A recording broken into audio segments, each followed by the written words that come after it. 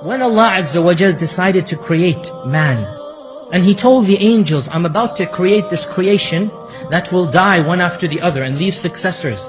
In other words, Khalifa. The proper meaning of Khalifa here is those who will leave one generation after the other. The angels, they don't die. They will only die at the Day of Judgment. The same angel that was alive from the time of pre-Adam will be the same angel until the trumpet is blown. They don't procreate, they don't have children, they don't die.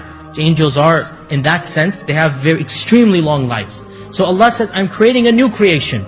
They have something called free will, and they're going to have generations after generations. The angels said, Oh Allah, how can you create a creation that is so evil? It's going to shed blood, it's going to do this, it's going to do that. We are so pure. وَنَحْنُ نُسَبِّحُ بِحَمْدِكَ وَنُقَدِّسُ لَكَ. The story is in the first few verses of Surah Al-Baqarah. We praise you all the time, we worship you all the time. Why do you want to create another creation? So Allah Azza wa Jal wanted to show the status of this creation. He wanted to prove to the angels that mankind, when they are pious and righteous, they are in fact better than the angels. And this is one of the points of theology, of Aqidah, that a righteous man, a rajulun salih, a wali of Allah Azza wa Jal, he actually has a status above that of the angels. Of course, the fasiq and the evil person, that's a separate story. He has a status below that of animals, as Allah says in the Qur'an. But the righteous man has a status above that of the angels. How did Allah prove this?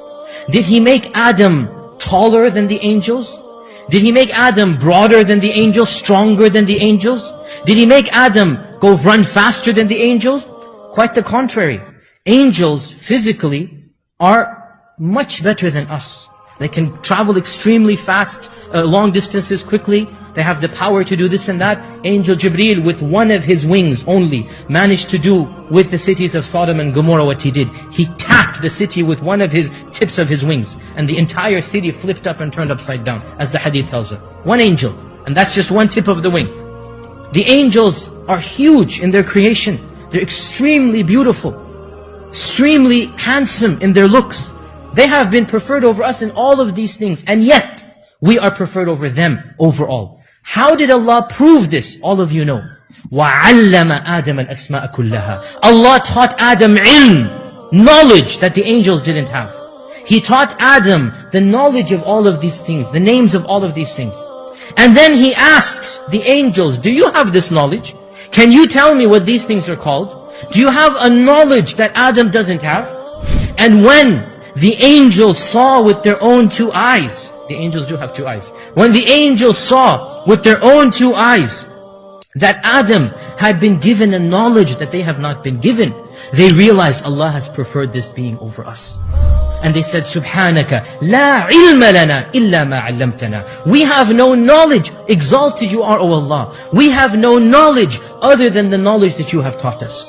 Through knowledge, the superiority of Adam alayhi salam and his pious progeny was shown over that of the angels. And that really allowed this point to sink in, that when Allah Azza wa Jal had to choose one characteristic to show the superiority of Adam over the angels, it was not height, it was not color, it was not physical strength and prowess, it was not looks, it was knowledge. And so through knowledge, the superiority of Adam was shown over that of the angels.